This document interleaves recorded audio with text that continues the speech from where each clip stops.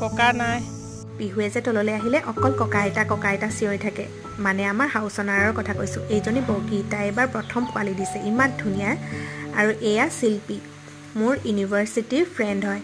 এইবাৰ প্ৰথম আমাৰ ঘৰলৈ আহিছে। তাই ছোৱালীজনীও লৈ আহিছে। দুইজনী সমবয়সীয়া, পিহু এটাই। এতিয়া দুইজনীয়ে খেলি আছে, গোটেই মুখে চুখে ক্ৰীম ঘঁহি ল'লে। মই মচি দিছোঁ।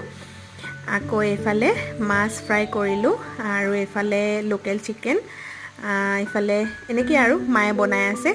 মা নহ'লে মানে নচলে আৰু মাক মাতিলোঁ। অমৰে যিহেতু মিস্ত্ৰীৰ লগত কাম লগাই আছে। এইফালে তাইৰ হাজবেণ্ড আৰু শাহুৱেক, সিহঁতে যাবলৈ ওলাইছে এতিয়া, বহুত দূৰৰ, ধেমাজিৰ পৰা আহিছে কিবা কাম এটাত। খাই বৈ আজৰি হৈ আমি মাহঁতৰ ঘৰলৈ আহিছোঁ। আমাৰ যে নতুনকৈ লোৱা মাটিডোখৰত মিস্ত্ৰীয়ে কাম লগাই আছে নহয়।